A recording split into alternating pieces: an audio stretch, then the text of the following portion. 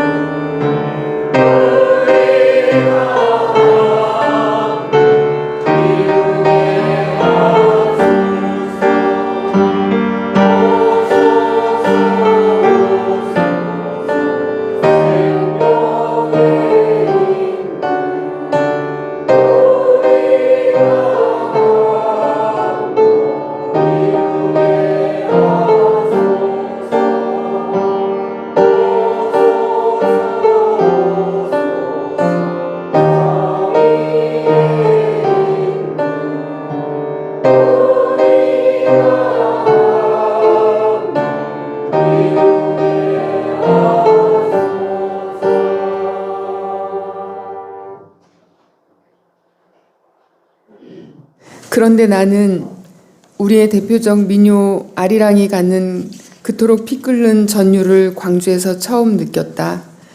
단전단수로 광주 전역이 암흑천지로 변하고 방송국, 파출소 등이 불타 도청 앞 광장으로 손에 태극기를 흔들며 모여드는 군중들이 부르는 아리랑 가락을 캄캄한 도청 옥상에서 혼자 들으며 바라보는 순간 나는 내 피 속에 무엇인가 격렬히 움직이는 전율을 느끼며 얼마나 하염없이 눈물을 흘렸는지 모른다. 부활 후 5째 주일, 5.18 민주화운동 기념주일, 45년 전 이 땅에서 울렸던 아리랑, 그 노래 속에서 서로를 위로하고 용서하며 구원하였던 그날의 역사가 오늘 이 땅에서 다시 일어나게 하옵소서. 예수님의 이름으로 기도드립니다. 아멘.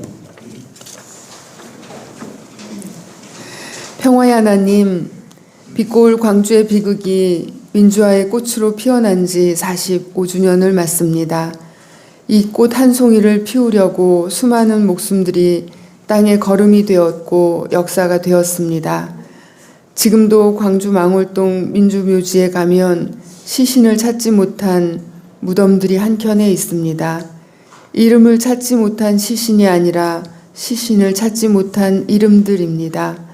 단 열흘 동안 얼마나 많은 이들이 목숨을 빼앗겼으며 또 어디에 버려진 것입니까?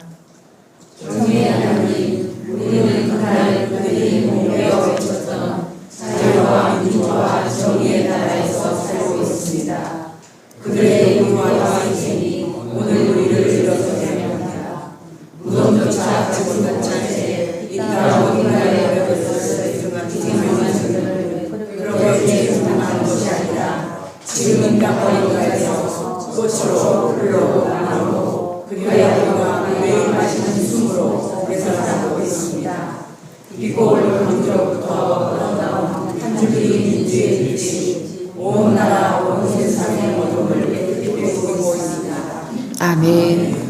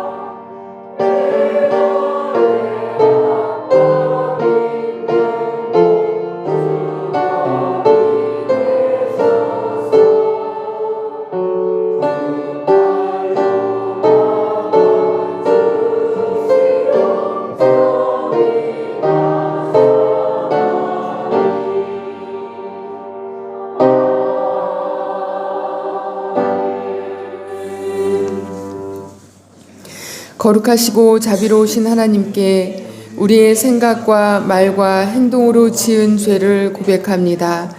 우리는 주님을 진심으로 사랑하지 않았으며 이웃을 내 몸같이 사랑하지도 못했습니다. 말씀을 따라 살지 못했고 주님의 사랑을 나누지 못했습니다. 어지러운 세상에서 평화를 세우는 일에 소홀했으며 불의한 세상에서 정의를 위해 일하지도 못했습니다. 피조물의 신음소리가 높아가지만 고통받는 생명을 돌보지 못했습니다. 주님, 우리에게 자비를 베풀어 주옵소서. 침묵으로 참회 기도를 드립니다.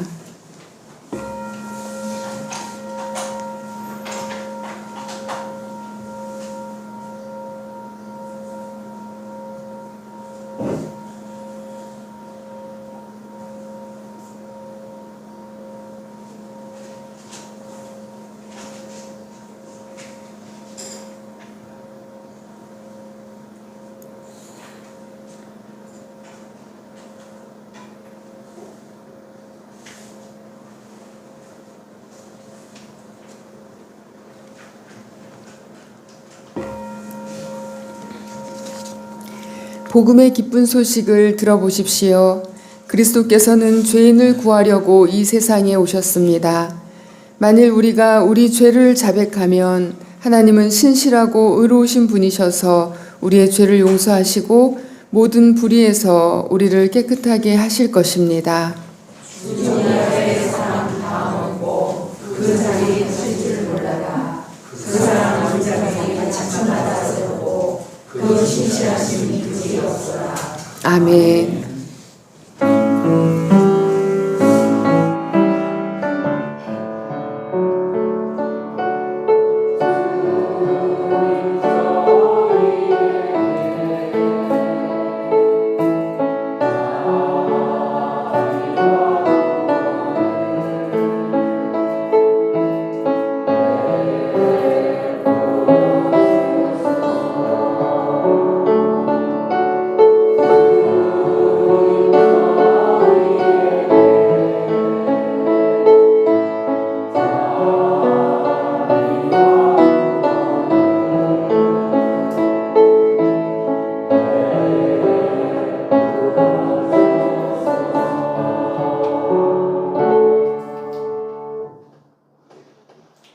사랑의 하나님 아버지 감사합니다.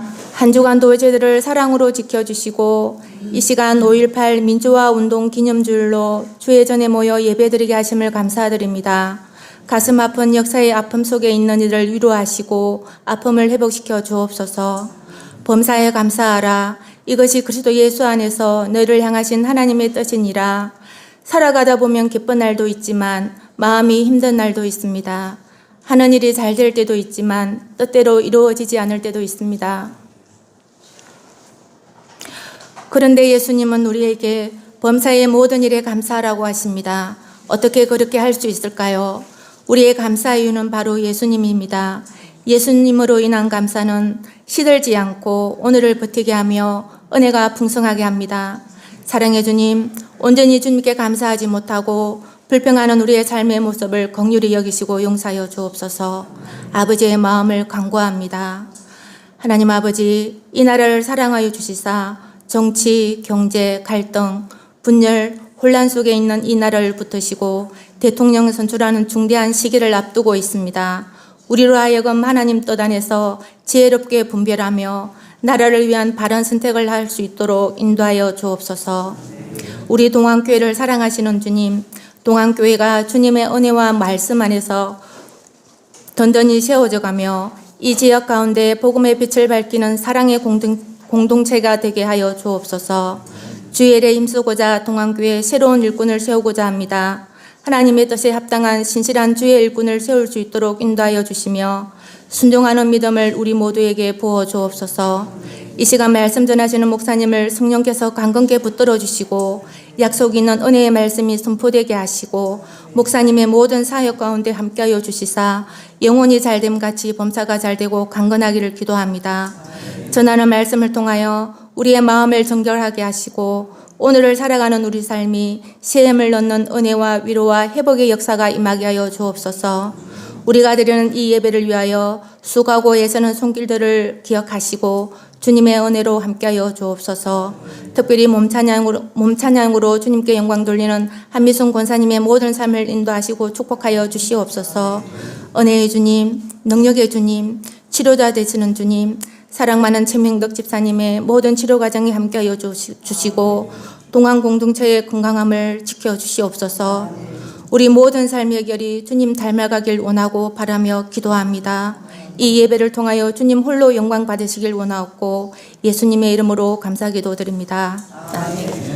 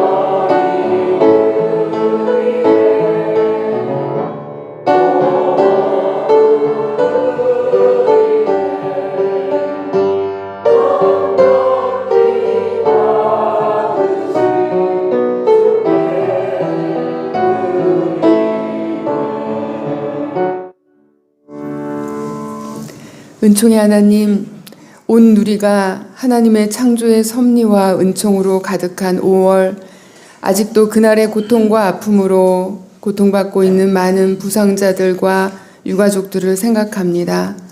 자신의 목숨을 바쳐 정의를 이루었던 희생한 이들을 생각할 때에 감사하고 존경하는 마음으로 기억하고 그 고귀하고 거룩한 뜻을 이어 살아가게 하옵소서.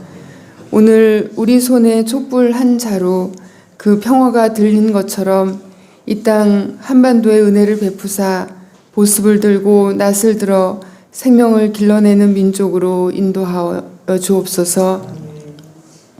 주님께서 베풀어 주신 모든 은혜에 감사하며 예물을 드립니다.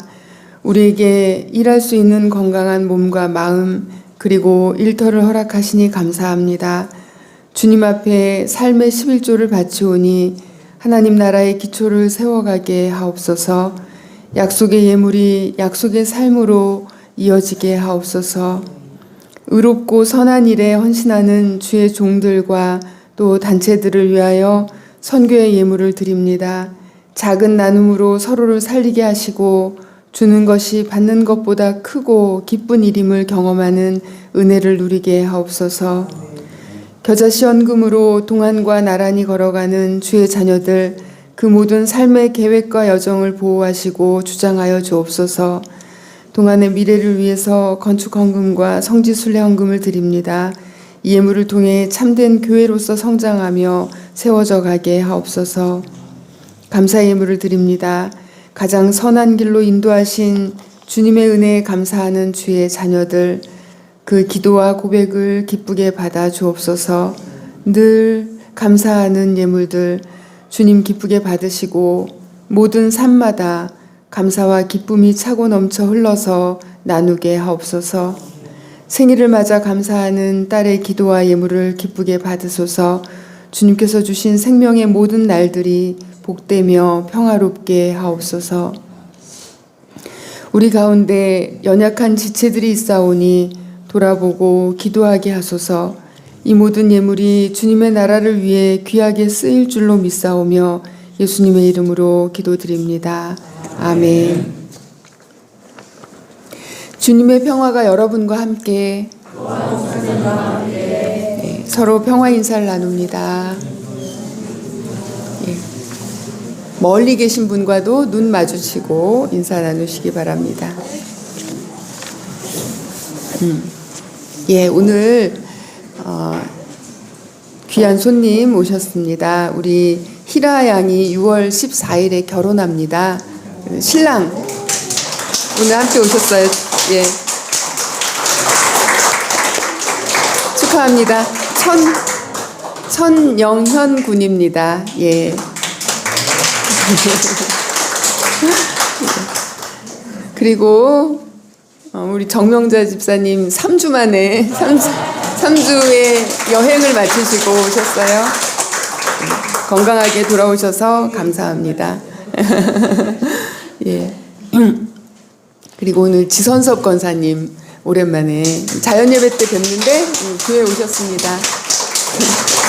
따님들이 납치해 갖고 오셨어요. 예. 부활절 절기입니다. 주님과 함께 부활하십시오. 오늘은 5.18 민주화운동 45주년 기념주일입니다. 오늘 오후 2시 반, 지금 벌써 광주에서는 여러 가지 행사 중이고 또 거기에 우리 교우 여러분 중에도 참석하신 분이 계시는데요. 오후 2시 30분에는 한빛교회에서 NCC 주관으로 예배가 있고 그리고 5시에는 민주묘역 참배가 있습니다. 1시 반쯤 조금 늦게 다른 같이 가시는 분 때문에요. 그때 저 출발하려고 하니까 가실 수 있는 분 말씀해 주시기 바라고요. 그리고 오늘 한미순 권사님, 한찬우 집사님, 박종덕 권사님 따님이시고 한찬우 집사님 누나 되시는 한미순 권사님이 몸 찬양으로 오늘 찬양해 주시겠습니다. 감사드리고요. 그리고 어제 오셔서 연습도 하시고 하셨는데 과일도 가지고 오셨어요. 그래서 오늘 이따 식사하실 때 과일 맛있게 드시기 바랍니다. 그리고 정한숙 집사님, 송무정 권사님이 이제 초여름 떡을 계절마다 지금 떡을 하시는데요. 네, 나가실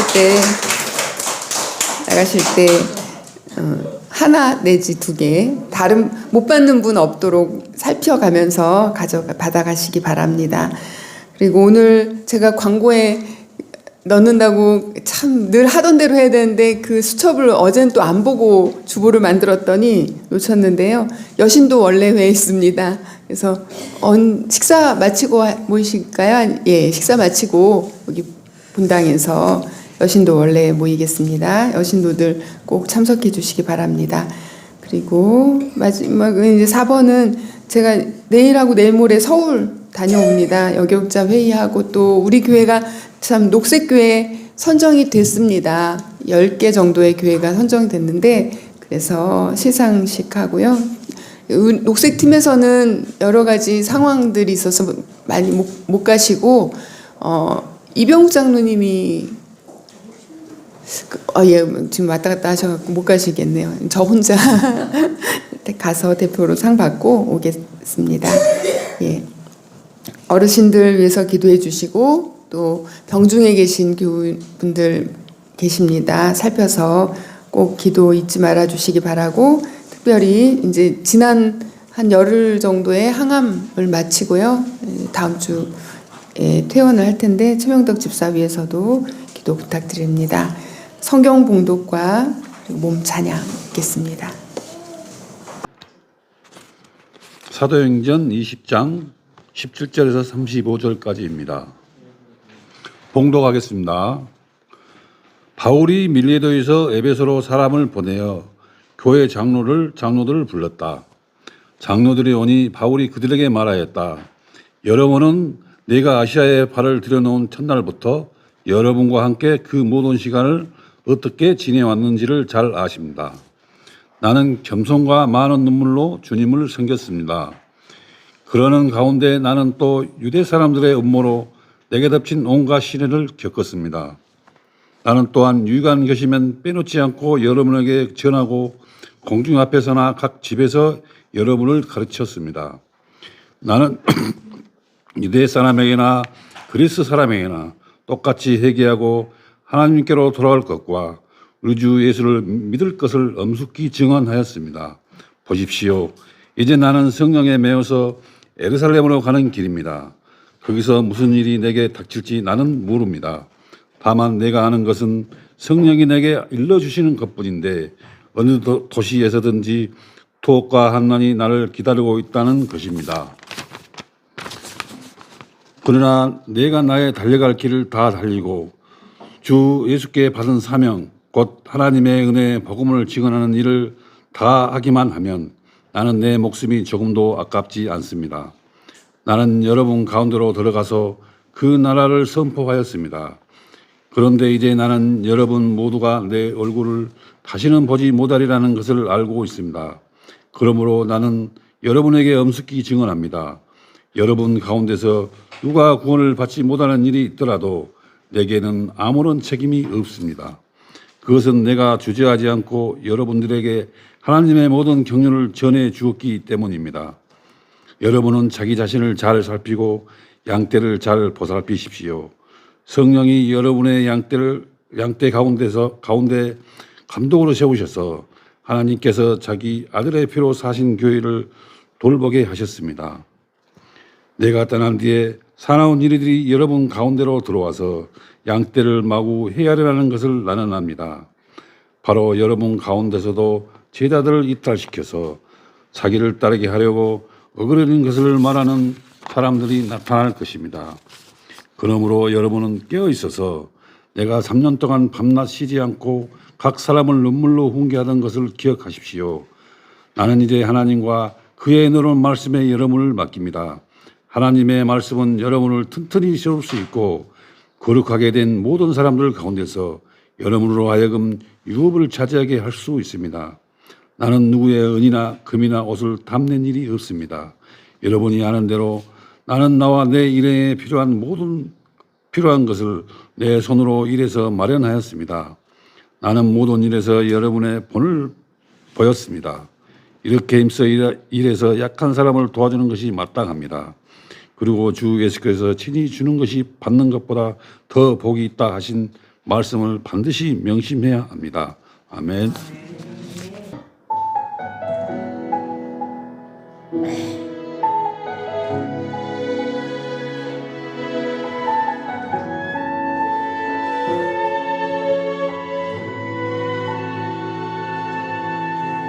이 세상을 살아가는 동안에 나의 힘을 의지할 수 없으니 기도하고 낙심하지 말 것은 주께서 참 소망이 되심이라. 하나님의 꿈이 나의 비전이 되고 예수님의 성품이 나의 인격이 되고 성령님의 권능이 나의 능력이 되길 원하고 바라고 기도합니다.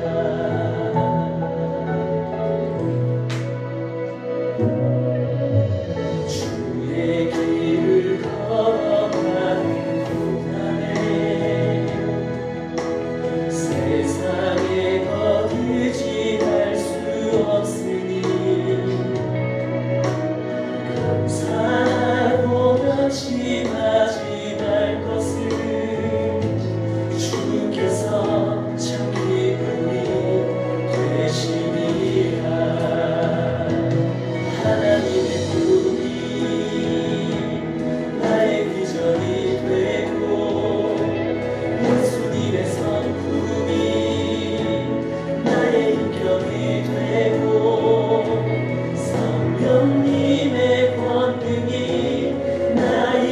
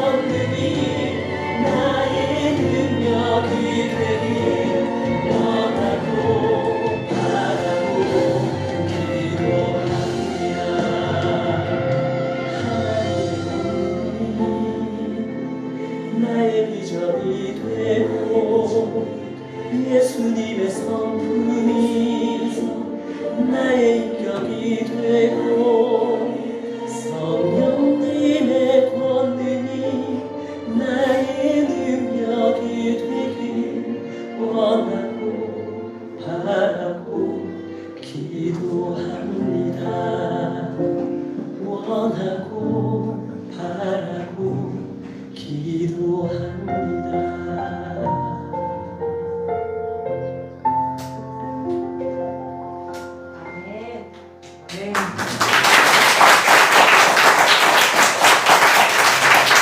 한 개의 촛불은 약합니다.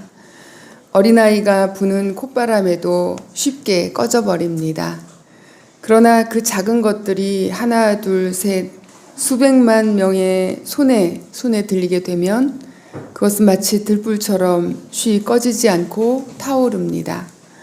2002년 미군 장갑차에 희생된 어린 두 소녀를 기억하면서 켜기 시작했던 촛불은 어느새 10만, 100만을 넘더니 불의한 권력을 두 번이나 끌어내린 혁명의 상징이 되었습니다. 촛불로 혁명을 일으킨 나라는 전 세계 인류 역사 어디에도 또 없을 것입니다. 이토록 연약한 촛불 하나를 들고서 거대한 어둠의 세력 앞에 우리가 감히 설 수 있는 그 근원의 힘은 도대체 어디로부터 온 것일까요? 45년 전 바로 오늘입니다. 이 땅의 민주화를 위해 싸우고 목숨을 바쳐 인간 존엄성을 지켜냈던 거룩한 영혼들이 있었기 때문에 오늘 우리의 삶이 있는 것입니다. 마지막까지 목숨을 아끼지 않고 죽음으로써 민주주의를 지키고 진실을 지키는 것을 선택했던 그들이 있었기 때문에 오늘 우리 손에 총칼 대신 촛불이 들린 것입니다. 광주항쟁의 마지막에 무기를 놓고 도청을 계엄군에게 비워줬더라면 전과 같은 일상으로 잠시 돌아갈 수 있었을지는 몰라도 이후에 이어진 6월 항쟁은 없었을 것이고 또 지금도 5공화국이 계속되고 있을 것이라고 많은 학자들이 말합니다. 5월 그 경험은 해방 광주와 절대 공동체의 신세계를 이 땅에 가져왔습니다. 5월에 사회과학을 쓴 최종훈 교수는 절대 공동체라는 개념을 만들어서 그 의미를 이렇게 표현했습니다. 절대 공동체는 군대와 같이 누군가 투쟁의 목적을 위해 개인을 억압하여 만든 조직이 아니었다. 그것은 폭력에 대한 공포와 자신에 대한 수치를 이성과 용기로 극복하고 목숨을 걸고 싸우는 시민들이 만나 서로가 진정한 인간임을, 공포를 극복한 용기와 이성 있는 시민임을 인정하고 축하하고 결합한 절대 공동체였다. 시민들이 공포를 극복하고 투쟁하며 추구하던 인간의 존엄성은 이제 비로소 존엄한 인간끼리의 만남, 그리고 이 공동체에서 서로의 인정과 축하를 통해 객관화되었다. 절대 공동체에서 시민들은 인간으로서의 정체성을 찾았고 그들은 다시 태어난 것이다. 절대 공동체를 이루는 핵심은 인간입니다. 진정한 인간, 존엄한 인간, 공포와 수치를 극복하고 싸워서 쟁취한 위대한 인간이었고 그 위대한 인간들의 공동체라는 것입니다. 그때 거리에 나섰던 그들은 자기 자신에게서 새로운 자신, 인간의 존엄성에 의혹이 없는 자기 자신을 발견하였습니다. 다른 말로 이것은 해방이자 구원이었습니다.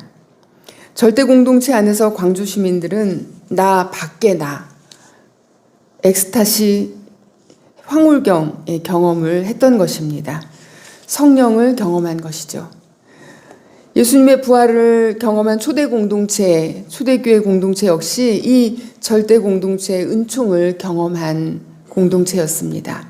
내 것, 네 것이 없이 함께 소유하고 나누고 한 마음으로 한 곳에 모였던 그때 그들에게서도 어떤 극복해야 할 공포와 수치가 있었습니다. 첫 번째 순교자 스테반의 죽음 앞에 그들의 적이자 또 공포의 대상이었던 바울이 바로 그 현장에 서 있었습니다. 바울은 교회와 주님의 제자들에 대한 위협과 살기로 날뛴 사람이었습니다. 그렇게 하는 것의 그 근거는 바울 자신이 훗날 유대인들에게 고발당했던 이유와 같은 것이었는데 사도행전 21장 28절입니다. 이스라엘 동포 여러분, 합세하여 주십시오. 이 자는 어디에서나 우리 민족과 율법과 이곳을 거슬러서 사람들을 가르칩니다. 더욱이 이 자는 그리스 사람들을 성전에 데리고 들어와서 이 거룩한 곳을 더럽혀 놓았습니다. 유대인으로서 철저한 율법주의와 또 선민의식은 바울의 의, 바울의 자기의의 증거였습니다. 통치자들에게 저항하는 시민은 눈의 가시입니다. 어떻게 해서든지 진압해야 할 방해물입니다. 광주에 진입한 공수부대에게 내려진 명령은 폭도와 빨갱이 타도였습니다. 바울이 볼 때 교회와 또 새로운 도를 따르는 예수의 제자들은 성전을 더럽히는 법을 무시하는 죄인들이었습니다. 그들의 활동으로 인해 로마의 정치범으로 죽은 예수의 추종자들이 계속 늘어나고 있다라고 하는 것은 결코 좋은 소식이 아니었습니다. 다메섹으로 교회를 박해하는 그 허가증까지 받아서 달려가던 길에서 바울은 땅에 엎드려집니다. 그는 3일간 눈이 멀었고 오직 소리를 들을 뿐입니다. 바울 자신이 서술하는 것과는 달리 사도행전을 쓴 누가는 자신만의 방식으로 바울의 이 변화의 과정을 기록하였는데 그 주제는 이것입니다. 박해하는 자에서 박해받는 자로의 철저한 변화. 누가의 사도행전에는 유대인들이 바울을 없애려고 시도하는 구절들이 끊임없이 등장합니다. 마침내 바울은 스테반처럼 그리고 예수님처럼 유대인들의 손에 의해서 죽음의 세력에 던져집니다. 유대인들 입장에서 보면 어제까지 같은 편이었던 같이 한쪽에 서 있던 바울이 이제 반대편에 선 것이죠. 바울이 다른 누구도 아닌 바울이 유대인들의 계획에 방해되는 위험한 집단으로 넘어갔다라는 것은 유대인들이 그에 대해서 받는 충격과 배신감은 가히 우리가 짐작할 만합니다. 또한 그의 열정과 능력, 그가 가진 영향력을 알고 있었기 때문에 다른 반대자보다도 더 앞서서 바울을 없애려는 시도를 했던 것이죠. 우리는 바울의 회심 과정에서 그를 돕는 사람들이 있다라는 것을 알 수 있습니다. 아나니아나 바나바 같은 사람들입니다. 회심이라고 하는 것은 지극히 개인적인 한 사람 안에 내면에서 일어나는 사건으로 생각할 수 있습니다. 그러나 바울의 회심, 바울의 전향, 바울의 삶의 변화는 그의 삶 자체를 완전히 뒤집어 엎어버린 것입니다. 그것을 보면 이 회심이라고 하는 것은 사실상 혼자서 이룰 수는 있는 그런 과정이 아니다라는 것을 알게 됩니다. 바울이 교회를 박해하러 다닐 때 그는 혼자였습니다. 그러나 이제 그는 언제나 동역자와 동행하고 있는 것입니다. 그 첫 번째 사람은 유대인 출신의 그리스도인인 아나니아라는 사람인데 아나니아는 바울을 형제로 받아들인 사람입니다. 자신을 박해하고 죽이려고 했던 바울을 나의 형제여 라고 받아들인 첫 번째 사람이라는 것입니다. 형제라고 하는 것은 이렇게 하나의 공동체를 이루는 일원을 의미합니다. 바울의 눈멈을 치유해 준 것은 아나니아가 속해 있던 그 새로운 공동체, 바울에게 있어서 절대 공동체였습니다. 광주에서 시민들은 버스로 시민들을 수송했는데 길에 젊은이가 보이면 무조건 타라고 했다고 합니다. 많은 시민들은 그저 아무 생각 없이 기쁜 마음으로 차에 탔다가 전투에 휘말렸다라는 것입니다. 그러나 그것은 강제적으로 이루어진 것이 아니었고 그 부름은 존귀하고 위대한 시민들의 절대 공동체로의 초대였습니다. 누가에 따르면 바울은 시력이 회복되자마자 회당에서 설교하기 시작합니다. 이제 그는 빛의 증인이 된 것이죠. 자신이 본 빛, 자신이 3일 동안 갇혀있는 어둠 속에서 본 그 빛을 증언하는 사람이 됩니다. 더 이상 구원은 모세의 율법을 통해서 얻는 것이 아니라 더욱이 할례를 받아야만 한다라고 하는 그 절대의 주장을 그는 철회합니다. 이제 예수로 말미암아 죄를 용서받게 된다는 것, 모세의 법으로는 얻지 못하는 것들을 얻게 된다는 것을 복음이다라고 하면서 증거합니다. 이제 바울에게 의롭게 되는 것, 의는 율법이 아니라 예수를 믿음으로써 예수의 삶을 따름으로써 이루어진다라는 것입니다.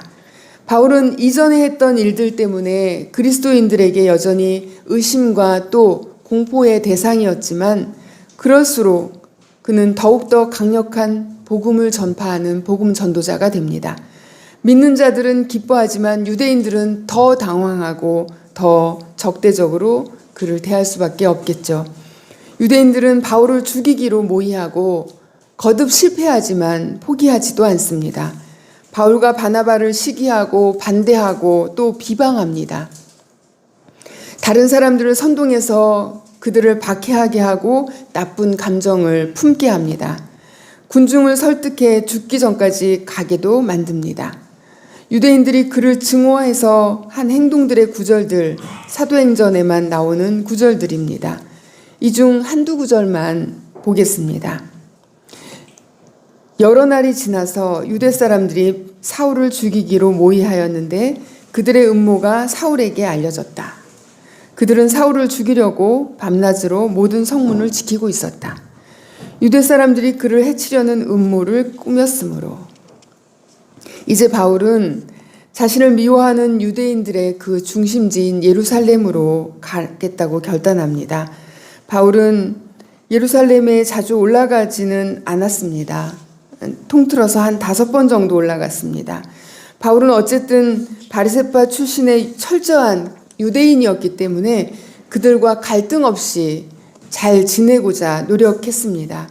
더 이상 할례를 중요한 어떤 구원의 방법이라고 생각하지 않았지만 이방인들에게까지 할례를 강요하는 것이 아니라고 한다면 그들의 요구를 받아들이려고 노력했습니다. 또 예루살렘 교회 수장인 야고보의 권고대로 잘 지켰고 이방인 그리스도인들에게 야고보가 권하는 그 권고사항을 빠짐없이 전하기도 했습니다. 결코 과거의 바울처럼 자기의 자기가 옳다라고 주장하는 그것을 따라서 행동하지 않았다는 것입니다. 그는 변했던 것이죠. 소아시아 지역의 대부분의 교회를 세우고 또 유대교가 아닌 새로운 도를 가르치는 바울이 유대교인들에게는 불편한 존재 그 이상이었던 것입니다. 바울이 자신의 고백처럼 자신은 유대인의 사도가 아니라 이방인의 사도다라고 말하고 그것에 충실할 뿐 아니라 그렇지만 유대인들을 포기하는 것이 아니라 유대인 중에서도 그리스도인이 된 형제들에게 그리고 유대인 중에서도 예수의 복음을 들었으면 하는 그 형제들에게 이 복음을 전하려고 하니 어떻게든 방해는 끊임없었던 것입니다. 바울과 그의 원래 출신인 유대교 사람들과는 다시 좋은 관계가 되기는 어려웠던 것입니다. 오늘 우리의 본문 사도행전 20장 17절 이하는 예루살렘으로 가기로 결단한 바울이 에베소 교회의 장로들, 섬기미들을 불러서 고별 마지막 인사를 나눈 대목입니다. 바울은 이번 예루살렘 행에서 유대인들의 그 고발과 박해로 마침내 로마 군대에 체포될 것입니다.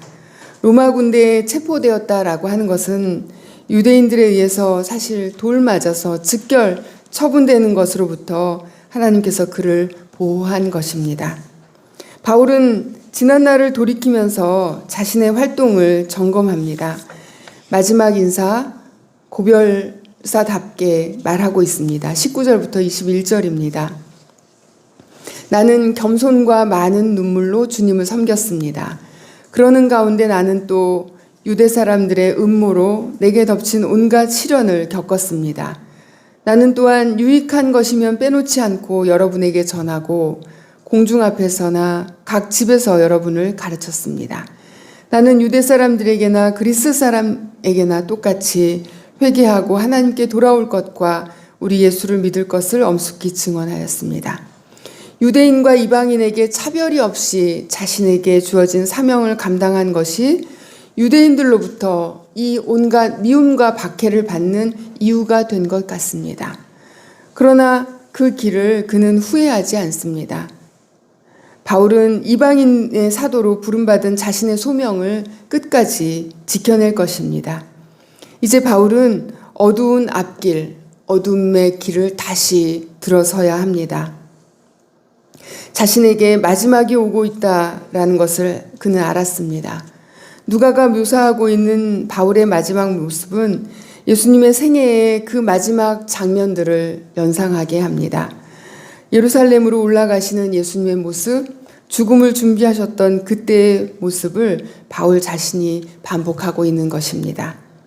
많은 사람들이 바울의 이 예루살렘 행을 반대하고 나섭니다. 그를 막는 사람들도 바울과 마찬가지로 성령의 지시를 받았다라고 말합니다. 아가보라는 예언자는 바울의 허리띠로 자신의 손과 발을 묶는 퍼포먼스까지 보이면서 예루살렘으로 가는 것을 막습니다. 아가보 역시 성령이 하신 말씀을 바울에게 전하고 있는 것입니다.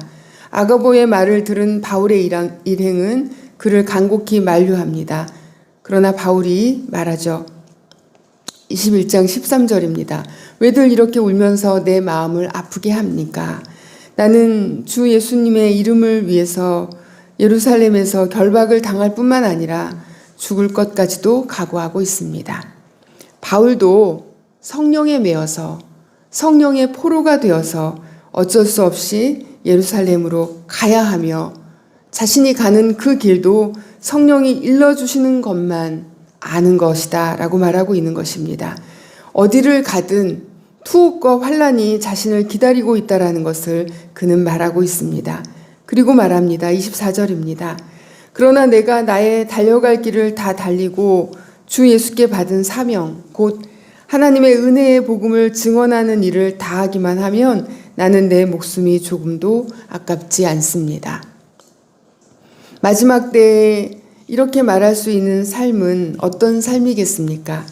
나의 달려갈 길을 다 달리고 사명을 다했다라고 말하려면 지금 우리가 있어야 할 자리는 어디이겠습니까? 45년 전 5월 26일 도청에 남기로 결정했던 그들이 이루었던 사명은 광주의 진실을 지키는 것이었습니다. 그들은 적들이 진실을 영원히 파괴하지 못하도록 모든 광주 시민들을 폭도로 생매장하지 못하도록 하기 위해서 그 자리에 남았던 것입니다. 바울에게도 바울의 이 동역자들에게도 심지어 아가보라고 하는 예언자에게도 성령이 임하셔서 그들의 갈 길, 그들의 할 말을 지시하십니다. 그럼에도 불구하고 바울은 자신이 가야 할 그 길을 포기하지 않습니다. 자신 앞에 놓인 고난을 회피하지 않았다라는 것입니다. 성령의 인도하심이 꽃길이 아니다라는 것을 보여주는 본보기입니다. 성령이 지시하는 길은 옳은 길, 의의 길이지 좋은 길, 안전한 길, 평탄한 길이 아니라는 것입니다. 목숨보다 더 귀중하고 가치 있는 것이 있다는 것입니다. 바울이 그의 생의 마지막 시기에 성령에 매여서 성령의 포로가 되어서 성령의 인도하심을 따라 나아가는 그 모습은 45년 전 광주의 마지막 결전을 결심했던 시민군을 떠올리게 합니다. 그곳으로 건너간 사람만이 경험한 곳, 사랑으로 그 길을 건넌 그 사람들만이 아는 경험을 5월의 사회과학의 저자는 이렇게 표현합니다. 그곳은 지옥의 불길에서 수많은 희생을 치르고 다다른 곳이며 문자 그대로 유토피아, 없는 곳, 다시 갈 수 없는 곳이었다. 젊은 그들이 그날 새벽 도청에서 죽음으로 지켜낸 것은 누군가 오랫동안 기억해야 할 절대 공동체에 결코 잊을 수 없는 죽음을 넘어선 이들만이 살갗으로 느꼈던 그 새로운 세상의 바람의 진실일 것이다. 바울은 에베소 장로들에게 뒤를 부탁합니다. 28절부터 35절의 내용입니다. 이 당부는 교회가 이어가야 하는 예수 공동체의 사명이자 아름다운 교회의 내용입니다. 그리스도 공동체 안에서 그들은 우선 자신과 양떼를 잘 보살펴야 합니다. 자신을 살피는 것, 자기 성찰이 먼저라는 것입니다. 바울이 떠나고 일꾼들이 그 역할을 이어가지 못한다면 금세 사나운 이리들이 들어올 것이고 양떼를 마구 해야 할 것입니다. 그럼에도 불구하고 깨어 있어서 바울이 밤낮 쉬지 않고 그 각 사람을 눈물로 훈계하였던 것을 기억하여 행하라는 말입니다. 그러니 우리는 오늘 바울의 권고를 듣고 우리 이 교회 안에서 그리스도 공동체, 사랑의 공동체를 위해 만들기 위해서 서로 돌보십시오. 서로를 위해서 눈물로 지켜주십시오. 바울은 자기의 의로서 모든 것을 판단하고 정죄했던 사람입니다. 그러나 이제 그는 자기의 의가 아니라 성령의 인도하심을 따라서 어디든 무엇이든 할 수 있게 되었습니다. 결박도 고난도 핍박도 감금도 성령의 인도하심이므로 그는 그 안에서 어디에 있든 자유롭습니다. 이방인에게 벽이 없고 유대인에게도 오직 그저 사랑뿐입니다. 바울이 우리를 하나님의 말씀에 맡기고 있습니다. 말씀 안에서 튼튼히 서십시오. 그리고 서로를 세우십시오. 말씀만이 우리의 첫 번째 기초이고 또 본질입니다. 마지막으로 바울은 자기 손으로 일해서 형제자매를 도와왔다라는 것을 자랑합니다. 그 본을 따라야 합니다. 누구의 은이나 금이나 옷을 탐내지 말아야 합니다. 부러워할 것도 없습니다. 받기보다 주는 것을 더 복되게 여기십시오. 힘써 일해서 약한 이들을 도와주어야 합니다. 바울이 들었던 예수님의 말씀은 주는 것이 받는 것보다 더 복이 있다였습니다. 이 말씀을 명심하십시오. 그리고 실천하십시오. 이것이 그리스도 공동체, 절대 공동체, 그리고 바울이 말한 그 나라의 실현입니다. 오늘날 교회가 절대 공동체, 하나님 나라, 그리스도 공동체를 이룬다라는 것은 그저 단순히 모여서 예배드리는 것을 넘어 서로를 진정한 형제 자매로 받아들이고 사랑하며 정의와 생명을 지키기 위해서 연대하고 고난과 두려움 속에서도 인간의 존엄성을 지키는 그 사명을 실천하는 데 있습니다. 우리를 주님의 제자로, 하나님의 자녀로, 또 형제자매로 서로 마주보게 하셨으니 이 귀한 사명을 다하십시오. 바울이 에베소 공동체에 당부한 마지막 당부 속에 절대 공동체로 가는 길이 있음을 믿습니다. 광주 사태라는 이름으로 제가 광주 이야기를 처음 들었던 것은 중학교 2학년 때였습니다. 교생으로 왔던 체육 선생님이 15살짜리 어린 소녀들을 두고 이 광주 이야기를 전했습니다. 그때가 84년도였으니 나름 그도 두려움을 떨치고 전해주었던 이야기였습니다. 어떻게 해서라도 한 사람에게라도 전달되어야 할 진실이었기 때문입니다. 5.18은 45년 전의 한 사건이 아니라 지금도 계속 우리 역사와 삶에 거듭되고 있는 생명과 구원의 사건입니다. 절대 공동체가 끝까지 지켜지지는 않았습니다. 마치 초대교회의 이상적인 모습이 계속 유지되지 않았던 것처럼 말입니다.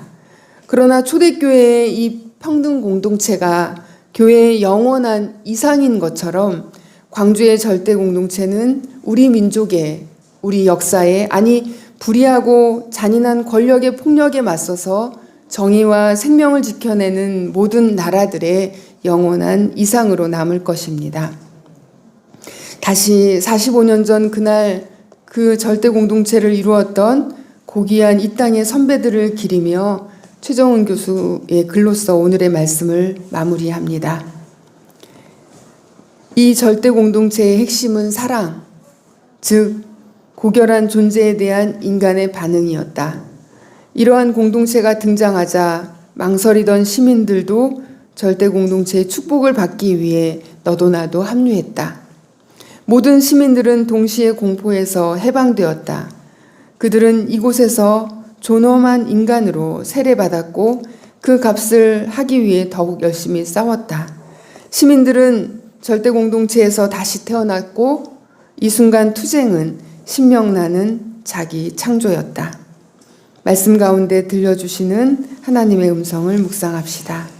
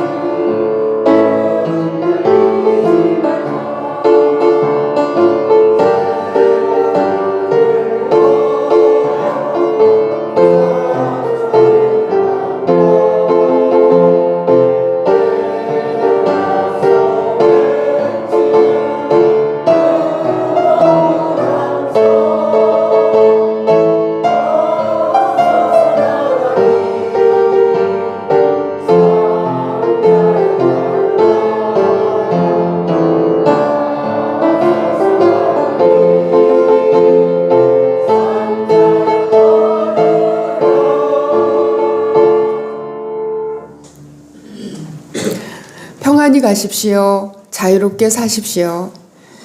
우리에게 허락하신 공동체, 형제 자매로서 서로를 받아들이십시오. 서로를 세우십시오. 받기보다 주는 것을 기뻐하십시오. 아픈 역사를 통하여 하나님께서 꿈을 이루셨습니다. 교회를 통하여 하나님께서 꿈을 꾸십니다. 고난과 환난을 두려워하지 맙시다. 두려움과 수치를 이겨내고 존귀하고 거룩하며 위대한 인간을 회복했던 빛고울 그들의 뒤를 따릅시다. 이제는 예수 그리스도의 은혜와 하나님의 사랑과 성령의 승리하게 하심이 45년 전 이 땅에서 피 흘리며 목숨을 잃으면서도 정의를 이루었고 평화를 이루었으며 진실을 지켜냈던 5.18 거룩하고 위대하며 존귀했던 절대 공동체, 그 구성원 하나하나의 뒤를 따르고자 소망하고 결단하는 동안의 형제 자매들 위해 지금부터 영원히 함께 하시기를 간절히 축원하옵나이다. 아멘.